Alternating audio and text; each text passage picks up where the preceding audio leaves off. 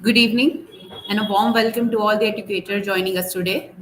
On behalf of Santa, we are delighted to have you with us for another insightful session in our ongoing Santa webinar series for teachers, a space where passionate educators come together to learn and reflect, grow professionally.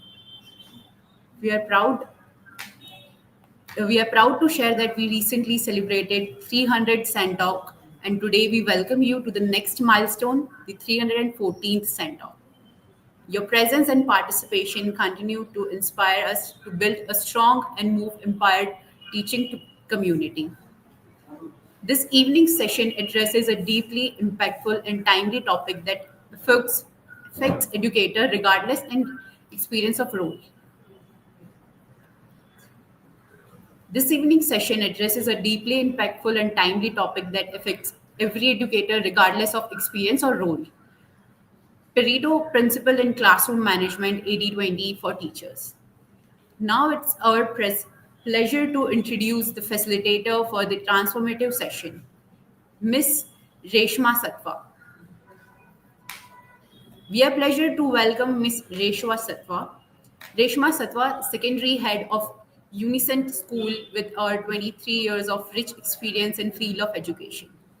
A postgraduate in science and a B.Ed, she had been actively involved to both training and teaching the students and teachers, while leading classes 6 to 10th as their in charge. A passionate science educator, she has been teaching class 10th for many years and also been instrumental in her to school receiving an ISA reward.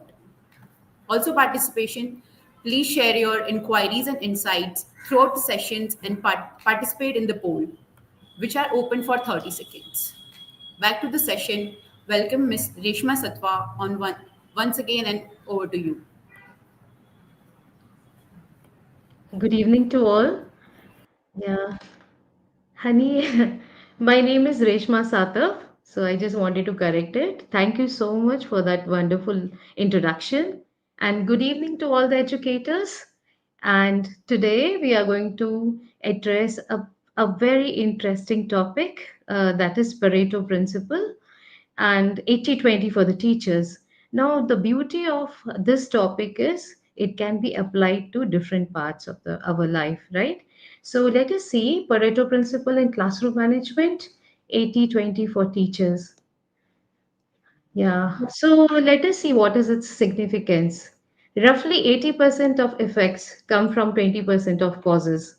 A small portion of inputs or efforts drives a significant portion of the outcome. So, what does it mean? That means when we make 20% important efforts, it results into 80% effects. Okay. So, what are the objectives of today's session? It will help the teachers manage time, students, and resources. These three are the most important things which teachers have to handle. Okay. And then they can do it with the help of 80-20 principle to enable teachers to identify and focus on high impact areas. The teachers will identify. I mean, I want to say that teachers have so many tasks to do. So, how do they identify their priority? Okay. And help teachers recognize the 20% of students' tasks and strategies that contribute to 80% of classroom outcomes. So let us see what are those 20% things which teachers can do that result into 80% of the result. So it's very interesting and let us see how we can apply the Pareto principle in the teaching and classroom management. Now let us understand the Pareto principle. First is it is insights we will see. 80% of outcomes come from 20% of causes. This is very interesting. So you have to be involved 20% in any task in such a way that you get 80% outcome of it.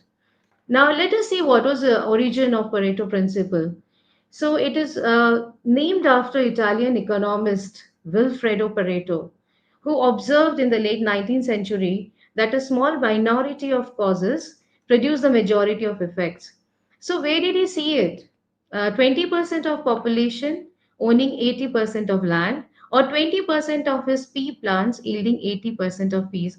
So he had a field where he grew the pea plants, and all these he could see there. For example, 20% of his pea plants yielded 80% of peas. So when he saw the combination of 80/20, he started thinking over it, and he worked a lot, and that is why this principle is named after his name. Okay. Now, classroom application of this Pareto principle: focus efforts on vital few inputs for the impact. It means that instead of focusing on all random things, all 50 things we have to do, we can focus on the few 10 or 20, and we can get the maximum effect out of it. So now we have understood the Pareto principle. Okay, now we have to define it. Now, this can be applied to various fields: business, health, and education. I will give some examples. 80% of companies' revenue comes from 20% of customers. 80% of traffic accidents are caused by 20% of drivers. 80% of learning in a classroom comes from 20% of teaching strategies.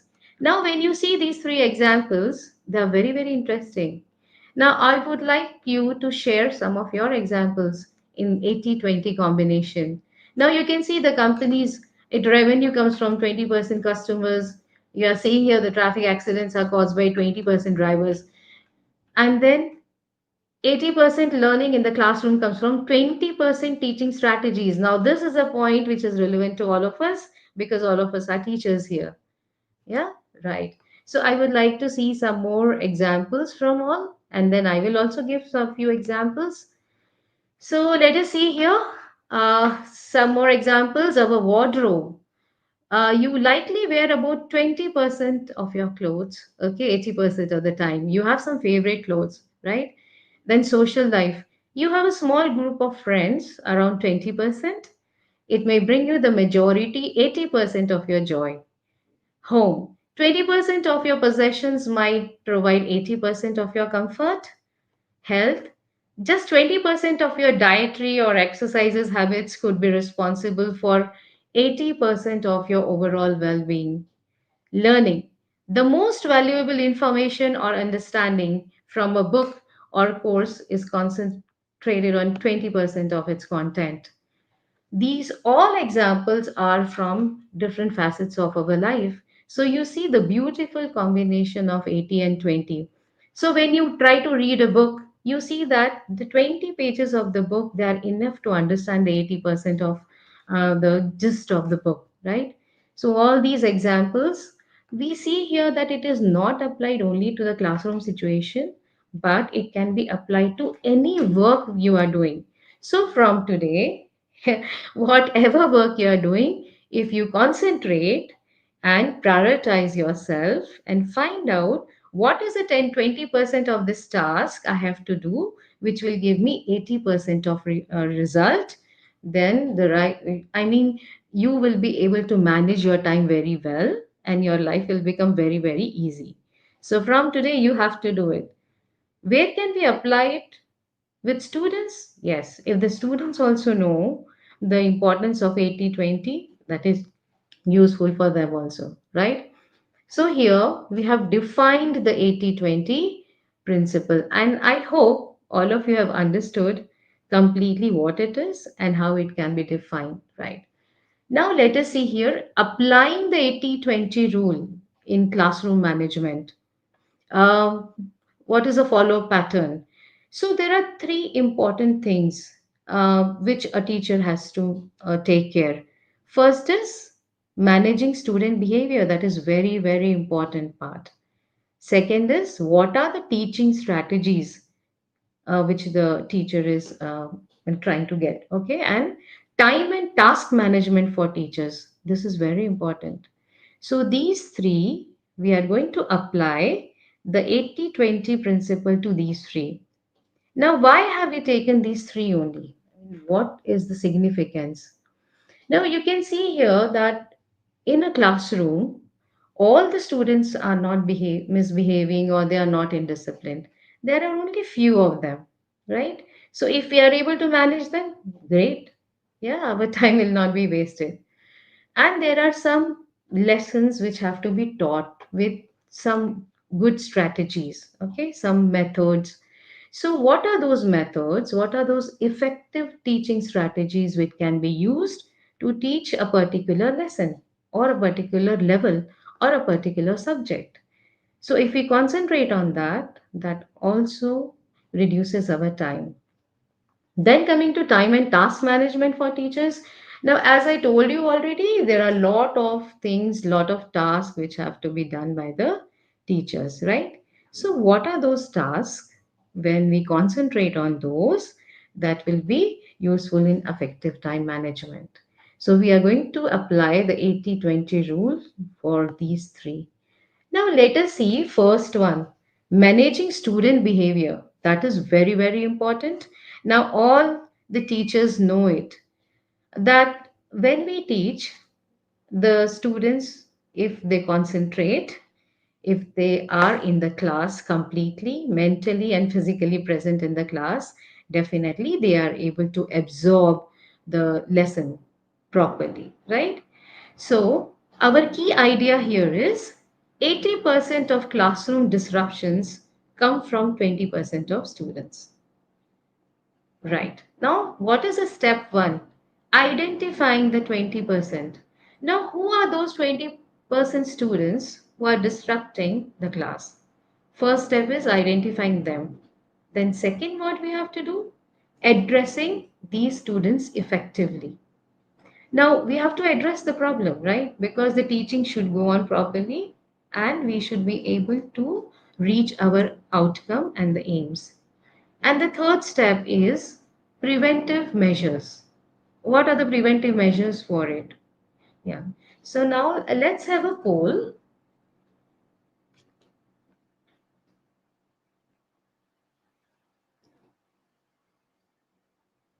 Hmm.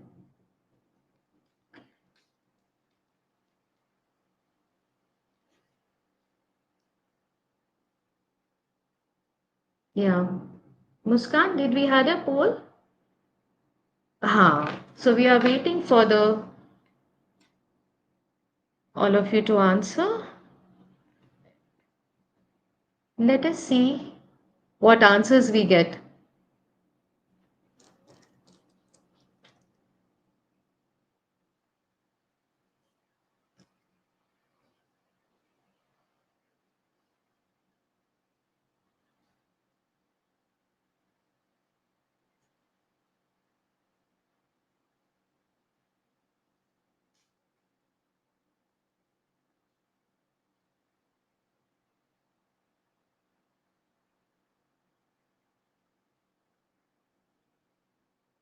Okay, did we get any answer?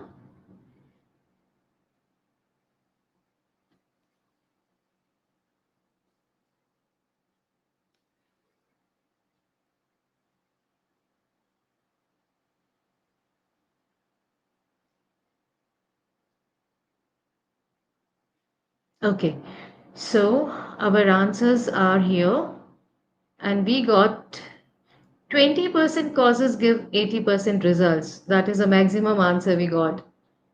Great, that is the correct answer. Yeah, right. Okay, fine. So we have understood the basic rule of Pareto. Yeah, fine.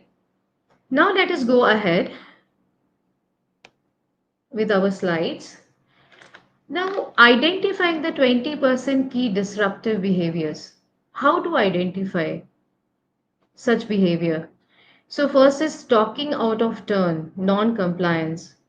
Some students they just keep on talking, okay, or if they are not asked, even then they answer, or lack of participation. Even if we are asking them questions, they are not answering it, or off task behavior. Now some task is given and they are doing something very different, okay? And then bullying among peers, attention seeking behavior. They will do something very different and they will seek the attention of the class. So these kind of behavior, they are called key disruptive behaviors. Now, how to track these kind of behaviors? First is, I hope every one of you knows anecdotal records. So track the anecdotal records. If you don't, I would like to tell you. Anecdotal records are the anecdotes of students, what happened in the class, and all the teachers, class teachers, subject teachers, they keep writing about that student, that this happened that day with the student and all. So when you track the anecdotal record, you come to know about that student, how he is, what is the behavior, what kind of subject he likes, is he disciplined, not disciplined, interested, not interested in study, what kind of marks he got. And then next is use behavior charts for data. There are various kinds of behavior charts we can use. Okay, so that will give us an idea of how to go about it. Yeah, okay. Then,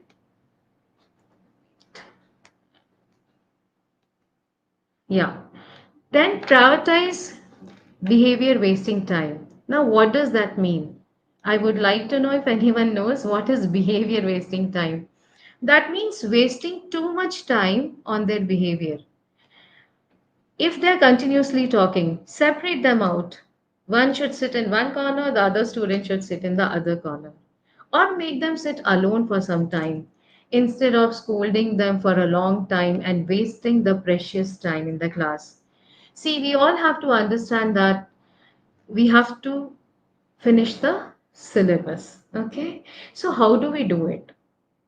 Okay, do we use proper strategies? Do we make our students understand the lesson? Have we met with our outcomes? Have we decided on our objectives? Or we are in a hurry of finishing the lesson and just finish our portion? Yeah, that is not our aim. So every minute in the classroom counts.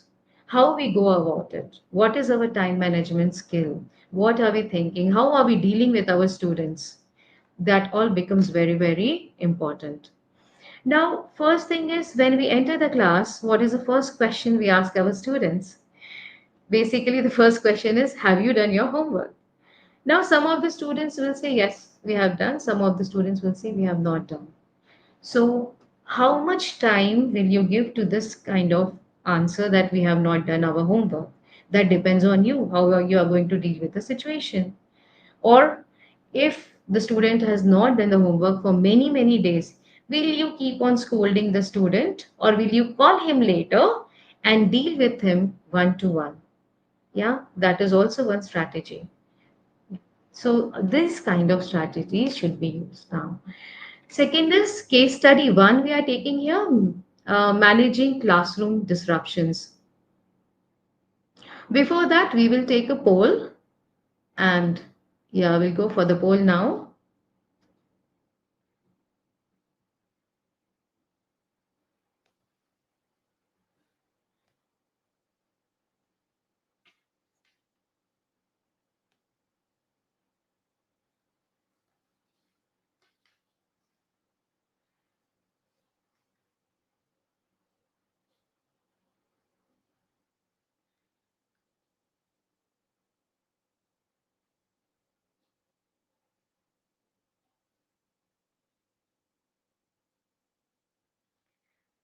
So let us see what is the result of the poll and whether we have gone one step forward in our understanding of the Pareto principle and how we are going to apply.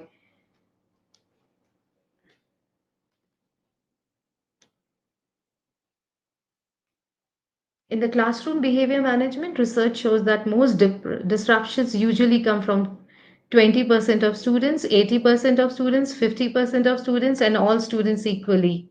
So we got 130 votes here, and the answer 72% is it usually comes from 20% of students. Exactly. Right. Yeah. Fine. Now let us see case study one, managing classroom disruptions. How do you manage classroom disruption? So we establish clear expectations and routines. So what we have to do is whenever you enter the class or in the beginning of the academic year also, you make your expectations very, very clear that you have a zero tolerance for any kind of disruption or indisciplined behavior. And then routines I told you when you enter the class, you write the objectives on the board And then you start asking, have you done your homework? Have you done your previous work? So that sets a tone for your class and you go forward with it. So the children, they come to know that every day you are going to ask them this question, that whether you have done your homework or the previous work or not. So they will be ready with your work because they know your expectation and routine. And then they should know that if they are not disciplined, what is going to happen. That is also your expectation, which you have to tell them. And then there is positive relationship. Children are children. Yes, we cannot expect the same kind of behavior as we have. They're small. Yeah. So they will do certain things. So it is how we develop a positive relationship with them with lot of empathy. We have to think from their point of view also. So, I mean, a positive relationship improves your result also.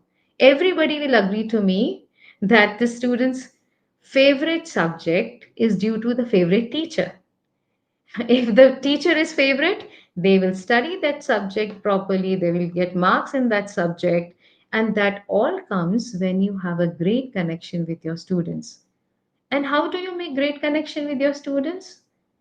When you have empathy for them, when you understand them, when you know, when they also know that yes, my teacher connects with me, she knows my name. This is very, very important that we know the names of all our students, we understand them, which student thinks how, right?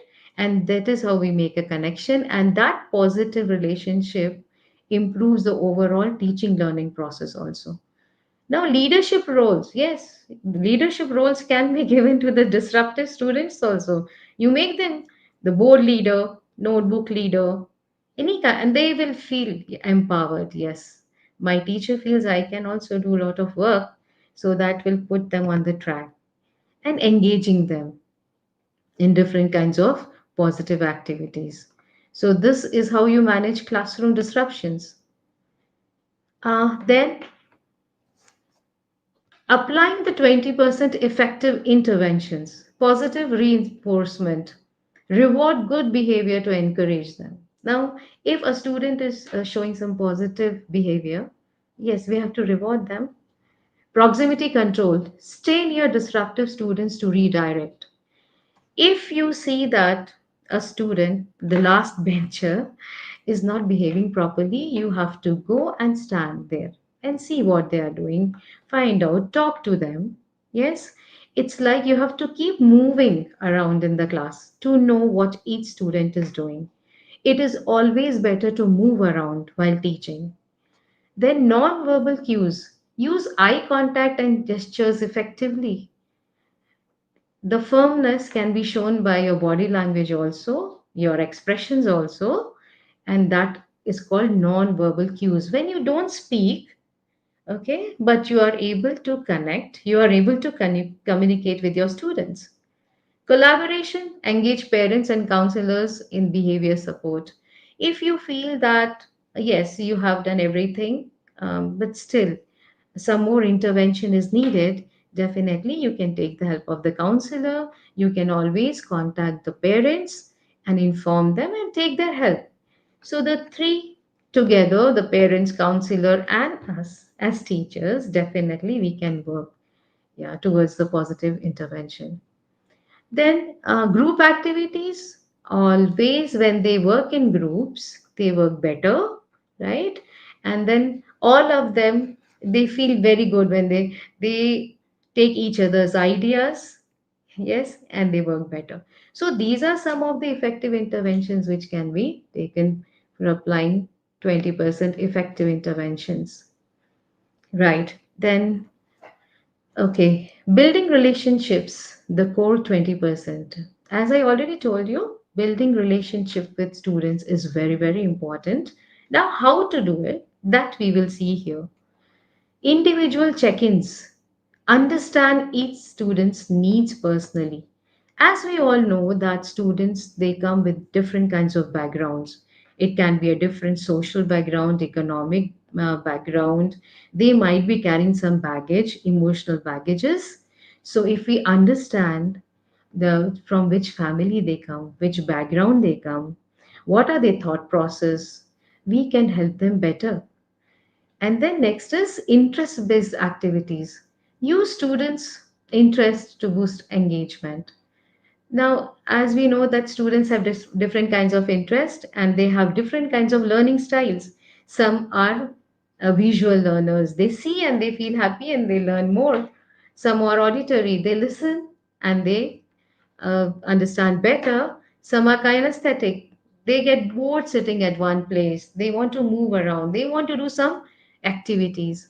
So these are different learning styles. So are we catering to the different interest of the students? Right. Then cultural sensitivity. This is very, very important. Show genuine interest in diverse cultural backgrounds. So they have their own cultures, and then if you show the interest in different kinds of cultures and move around that, your teaching moves around that, definitely the interest will increase. Welcoming environment. Foster respect, empathy, and open communication. That is very important. You give them also some ideas and take ideas from them also. They have the liberty to speak to you what they are feeling. Then they will feel good about the class. They will be interested in your class. So this is called welcoming environment, which is very, very important for the teaching learning process to go on smoothly. Now let us have another poll.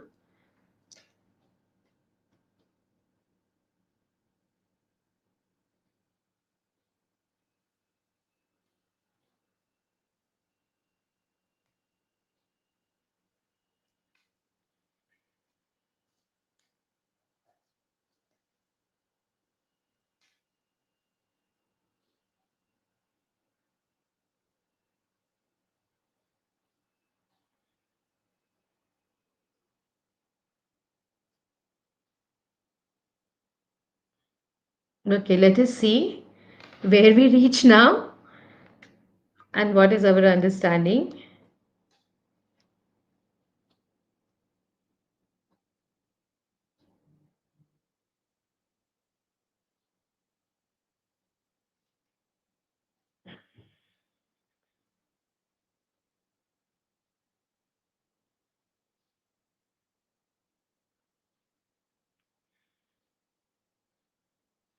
Which of the following best reflects applying the 80-20 rule to teaching strategies?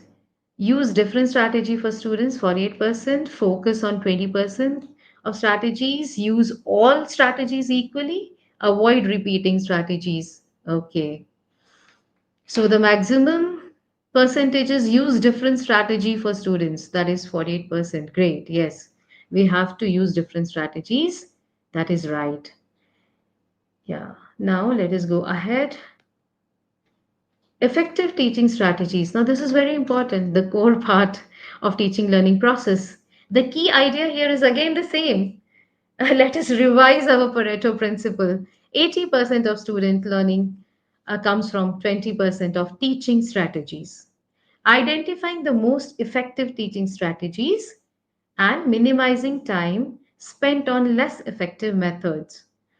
Now, some of the methods for a particular lesson can be very, very effective.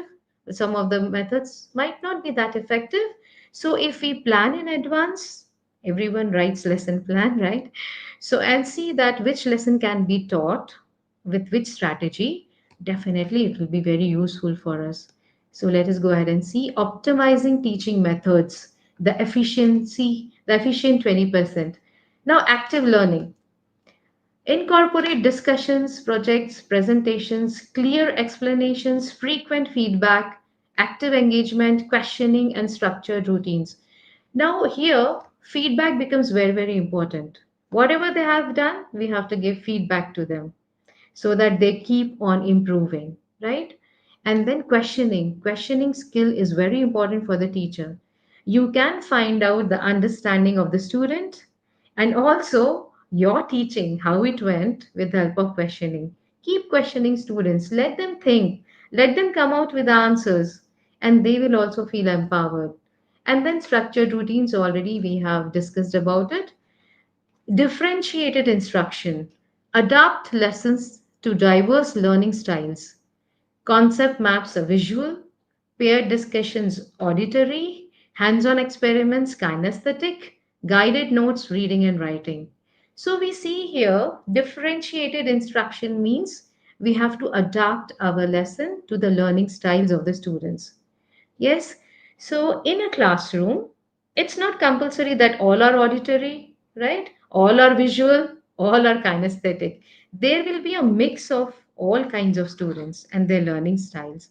Then how to cater to those learning styles? So we can use different types of activities like some examples they have given here.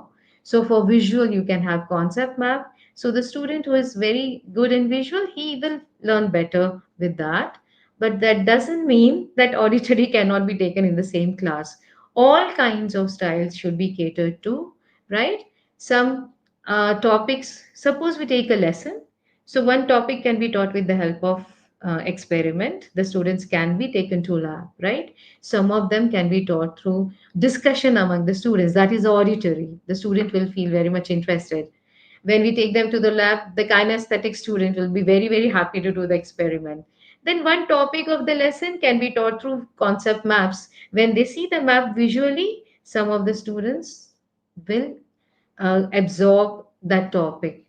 But that doesn't mean that we should cater to only that in which the student is interested. They should learn, if the auditory student should also learn the visual way of learning and kinesthetic way of learning. The learning style of each student is different. We are catering to it, but also we are trying to adapt a student to all three kinds of styles. So each lesson, each topic should be taken in different styles so that all the learning styles are catered and all your students are able to understand the lesson.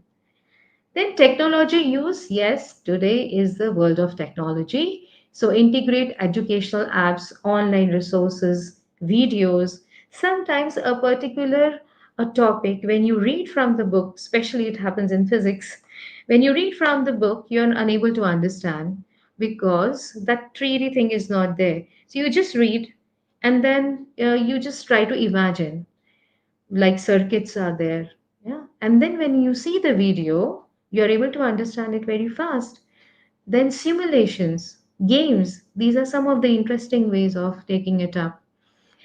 Local context is very, very important. Use regional languages and I mean it increases the interest of the child. Now what are the examples of local context? What do we mean by that? Taking them to field trips, yeah, you can, or you can call an artisan, which can show the local art, how it is done. So this is called the local context. So all these optimizing teaching methods, if they are used, definitely they account for the efficient 20%, and definitely we will get the 80% result if you use it. Right. So now we are going to have one more poll and let us see our understanding now where it stands.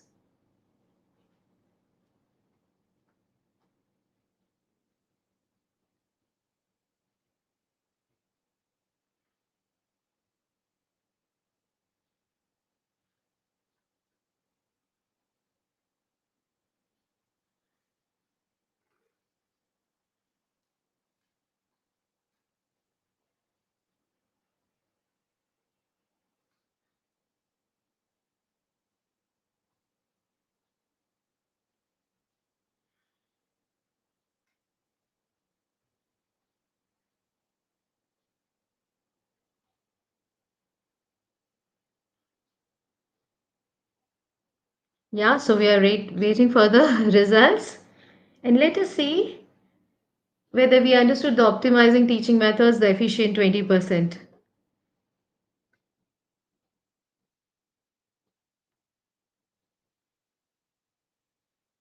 Yeah, in time management, the 80-20 principle suggests that 80% results come from 20% task. Treat all tasks as equally important. Teachers should always multitask. Spend equal time on every task.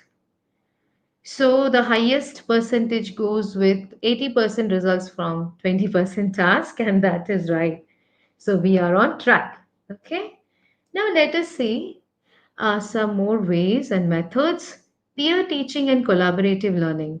First is experiential learning. Definitely, when you do hands on experiments, it creates interest in the students and they learn faster. Then paired problem solving. You have to solve a problem. Two students, they are solving it together. Definitely they will do it faster. And then project method. It is also one way of learning and teaching, right? Where they do a project, they do the activities, and they learn faster.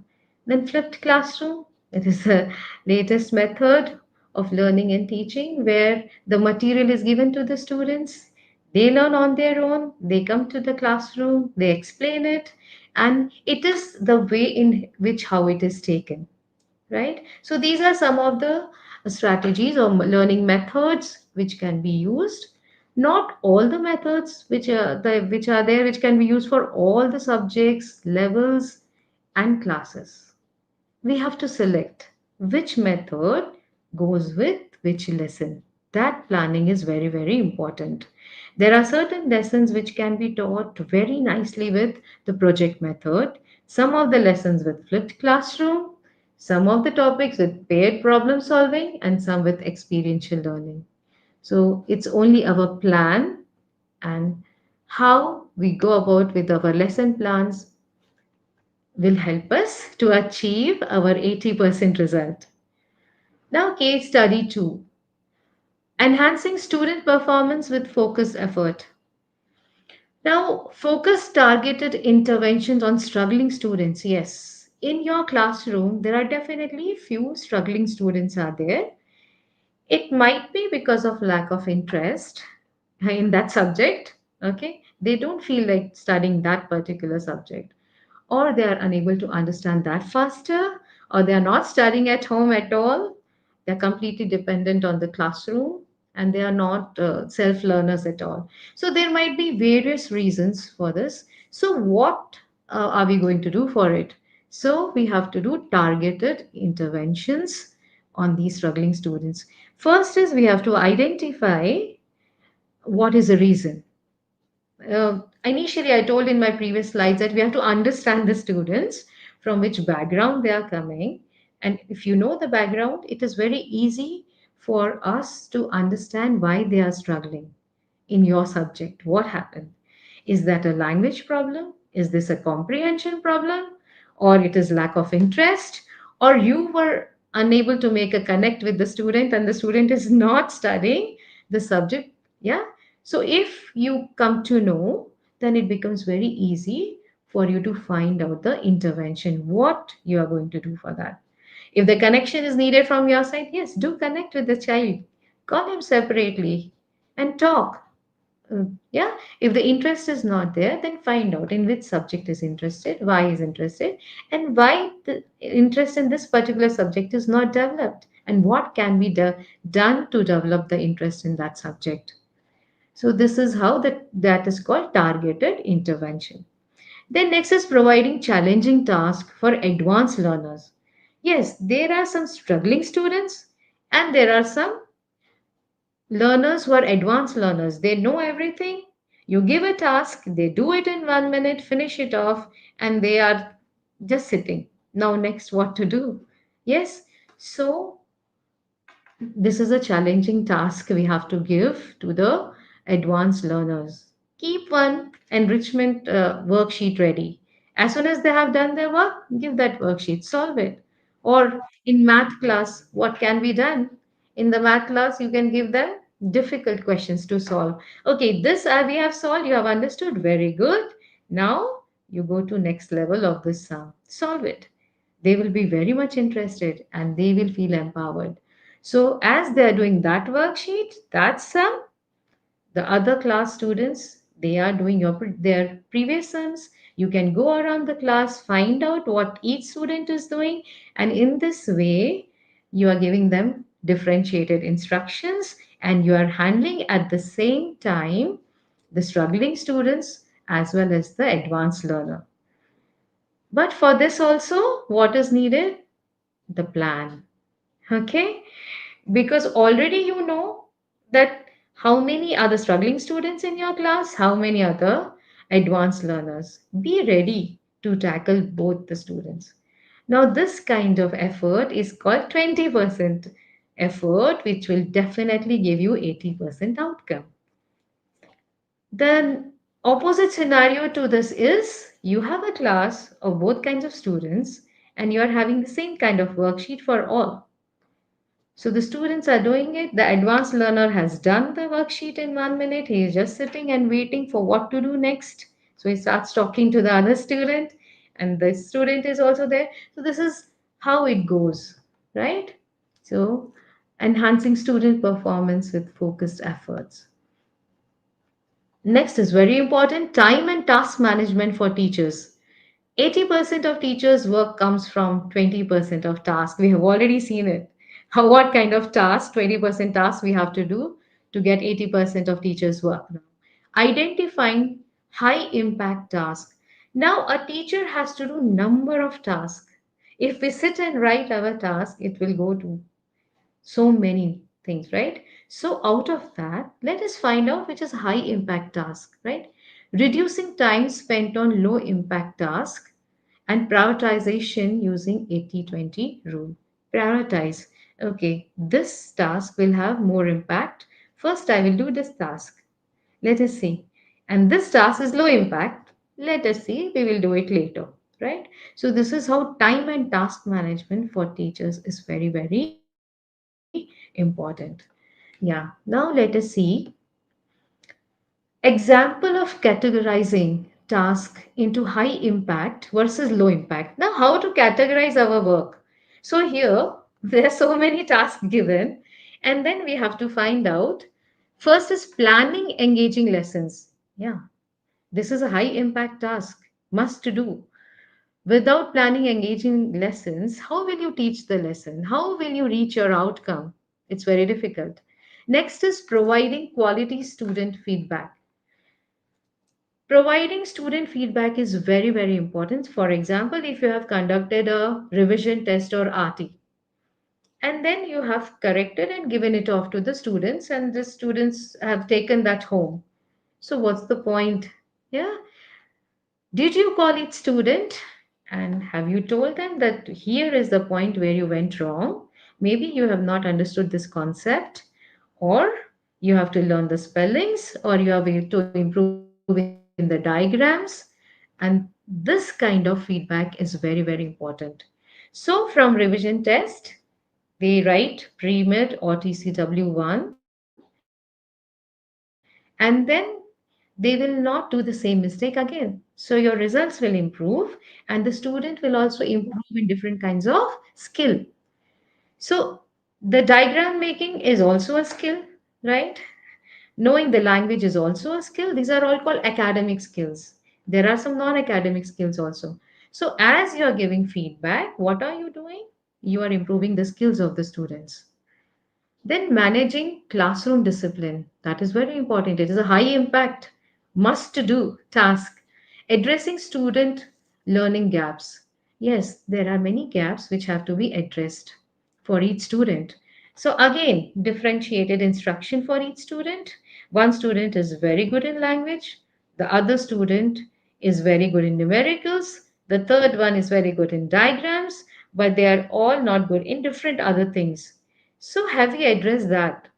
Have we filled the gap? So, that is what is called high impact. If we plan an engaging lesson, if we provide quality student feedback, if we are able to manage discipline, and if we are able to address learning gaps, just see what will be the overall result of these four things. Definitely, your result will improve and your students will be empowered. They will learn much, much better. So these are our 20%, right? To get 80% outcome. Now, next is low impact task, right? What are those? Manually recording attendance. Yes, it happens in some schools that it is manually recorded. So it is for different schools, right? So if you have manually recording attendance, it is very important. Don't skip it, right?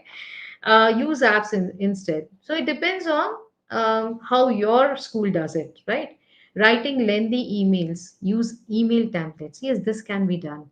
checking every homework. Let student monitors handle it. Yes, but you have to be a part of it. They cannot be given the whole task, but definitely you can involve your students in your work in different ways, right? Teachers focus on what truly improves student learning and reduces unnecessary stress. As I told you in the beginning, that if the student has not done the work, how do you handle it?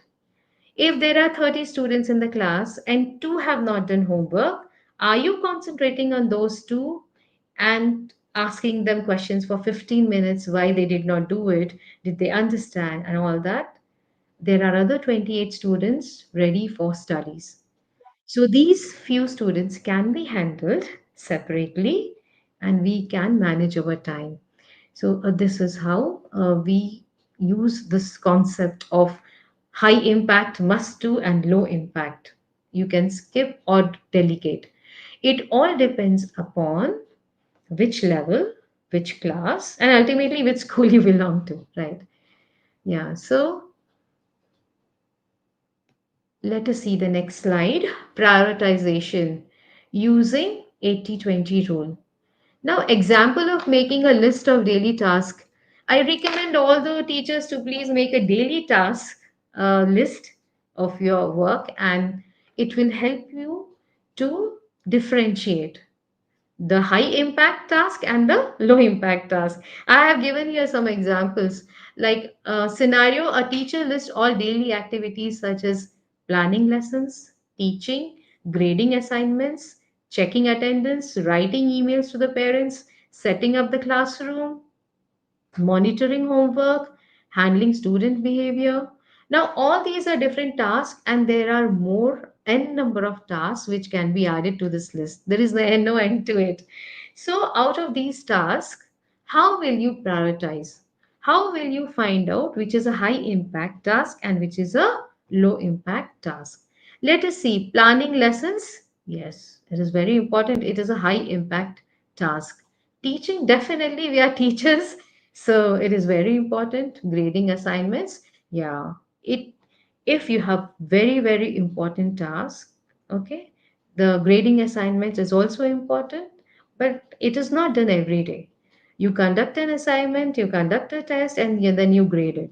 Now, checking attendance, yes, it is very important. How many students are present, how many are absent, and how many students are absent from how many days, and what is the reason behind it, finding out and then telling them to be regular. That is also one very important task to be done. Writing emails to parents, yes, you have to write the emails to the parents, but it can be done next day if you have a lot of high impact task in your hand. Setting up the classroom, you don't do it every day per se, but yes, it is important. Monitoring homework, yes, you have to. The first question when you enter the classroom is, have you done your homework? So, monitoring homework also becomes very important. Handling student behavior is also a high impact task. So, all these, and you can add to your list all the task and then you write down this is high impact, this is low impact. Not that you have to skip the low impact task, no, the high impact task, if you focus, that will become your 20%, and with that you will get 80% result. So this activity has to be done by everyone without fail. Yes. Okay. So what about the low impact task? It can be delegated. You have to think, can I delegate it to someone? Can I minimize it? Can it be automated? There are very various ways of doing the low impact task also, which will again result in 80% result. So this is how prioritization is very, very important for us. We have reached to the conclusion of Pareto for sustainable classroom management. Let us see what did we do. Focus on vital few. What are those vital few? Disruptive behaviors. We found out how to manage it. Relationships, efficient teaching. Adapt and evaluate.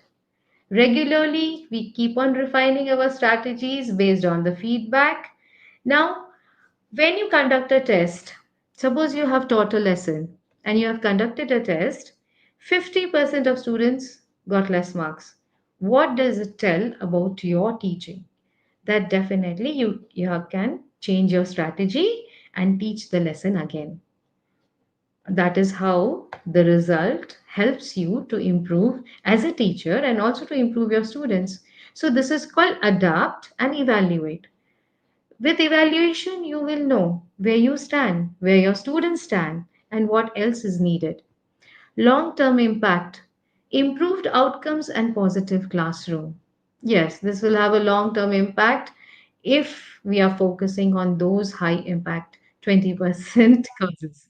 Okay, then teacher empowerment, maximize time use with practical methods. Yes, experiential learning is very, very important. Just imagine that all your lesson you are taking in the classroom and you are no activity is done, no hands-on activities are done, and you are just like a lecture method, you're going on teaching the lesson. So what about the learning styles which we discussed before? Audio, visual, kinesthetic. So we are not catering to the needs of the students, neither we are catering to the differentiated learning of the students. Yes, so that 80% impact will not come. So this is how it becomes very, very important. Now we will have a small quiz and we will see whether we understood the whole concept of 80-20 Pareto principle or not.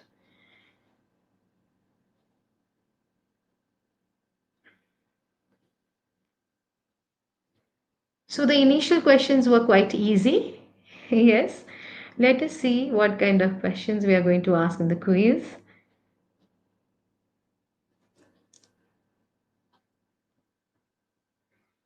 Yeah. The first question. Now each question is given 1 minute, right? So 30 seconds you will get to answer it and then we will see. We will ask one question after the other and we will see our understanding on the topic.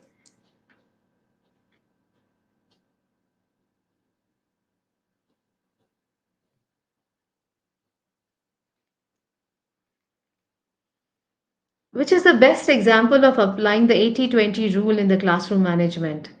Give equal attention to all students, focus on high need students, change class rules, and frequently spend time on admin task. So we got 67% give equal attention to all the students. Yes, definitely that is the answer. We have to give equal attention to all the students. Right, that is a correct answer. Yeah. So now we'll go with the next question. Now there are some,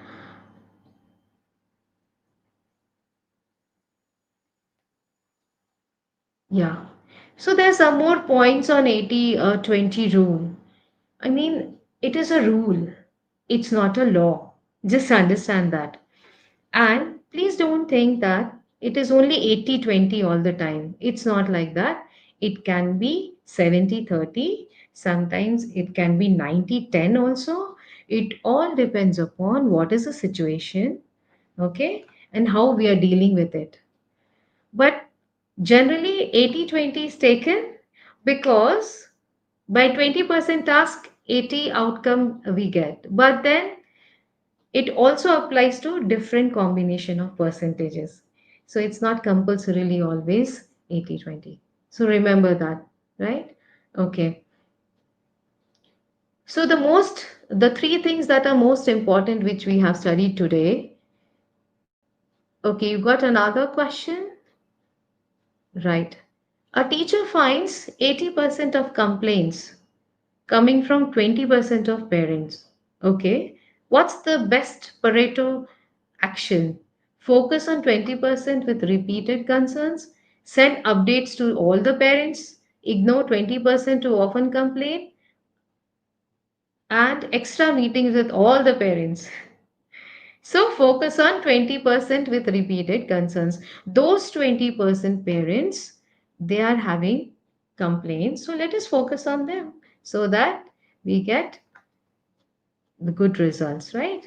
So this is the correct answer. Yes. Maximum percentage is with that. Yeah.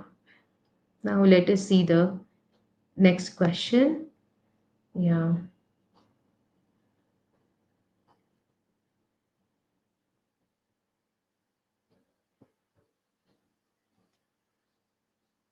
Now let us see some more examples of 80/20. Now here, as I gave you an example of the book, in the same way, when we go with the academic books and our own subject related books, you will see that the whole gist of the subject is taken by the 20% concepts. For example, if I take science, the 20% of all the concepts, with the help of that, we can understand the whole 80% of science. If we take class wise, level wise, so if you think from today, as I told you, please use 80/20%, this 80/20 rule everywhere. Okay, we got next question here. Yeah, I would like to ask the question to audience.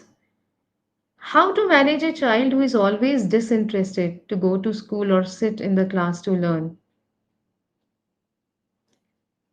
Let me get some answer on this.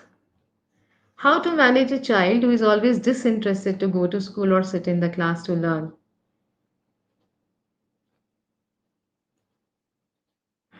Okay, fine.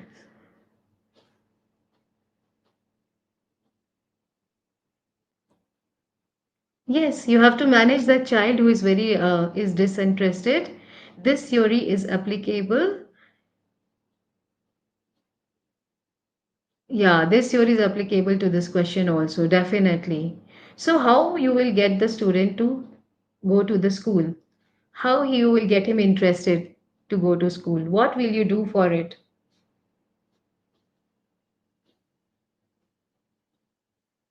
First thing, if the child is very small, what you will say? You will meet your friends, you will meet your teachers, you will have a gala time, okay, for the class 1 and 2. It happens in our bus. Some students, they are very small and they start crying when they see the parents, and we tell them, you will have a nice time in the school, you will meet your uh, friends, you will meet your teachers, and they suddenly become interested in going to the school. Then the grown ups, the primary children and the high school children, what we have to do is exactly we have to find out what is the root cause. What have we done in the academics? We found out the cause. So the same thing we have to do in this case also. Why exactly the student is disinterested? Find out the causes. 4 5 or 3 4 will be there, and then you have to find out 20% of the high impact cause. Work on it, and then the child will become interested. So the solution to that is finding out why he is disinterested. That is the solution to that problem. Yeah, it applies everywhere. It applies to this question also. So you have to just find out what is the 20% I have to do to get this child interested to go to school, right?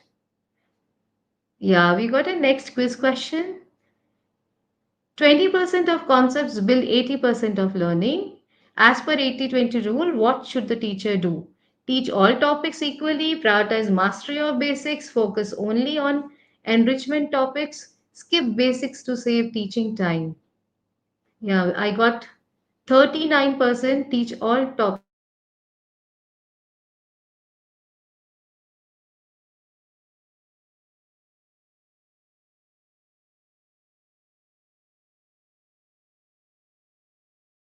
skip basics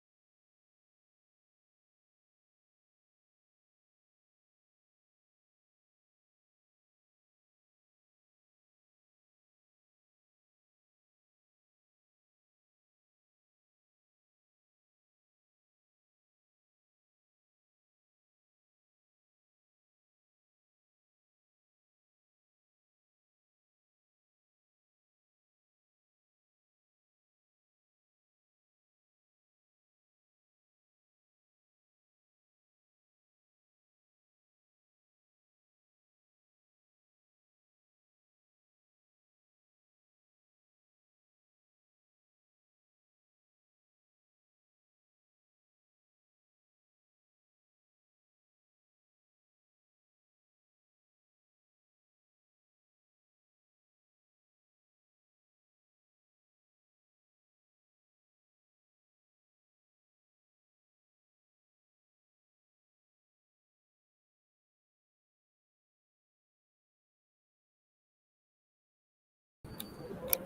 Ma'am is facing some technical issues, so thank you for joining us today. I hope you find this session informative. And thank you, Reshma ma'am, for a very engaging, informative session for our community, for teachers. I'm sure that our teacher have a lot from takeaway from the sessions. Thanks for joining the session. I hope you find the session helpful. If you have registered and filled out the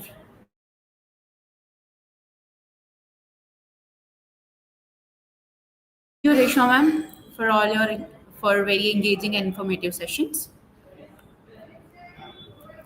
Thank you, thank you for joining the session. I hope you found this session helpful. If you have registered and fill out the feedback form for the session, please check your participation record in the app in my learning sessions. I'll guide you through the instructions. Open the Senta app on your device. Navigate to the ongoing webinar section. Click on submit feedback. Please note that this option will available at 6 p.m. IST. At the end of the session, we will share 4-digit code, request for feedback.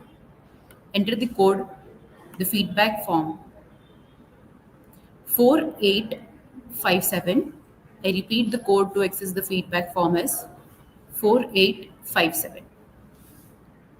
Complete the feedback form and you will be able to download your record of participation instantly.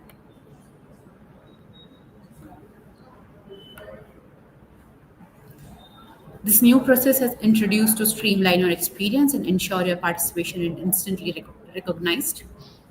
Thank you for your actively participation in today's session. You truly appreciated your engagement.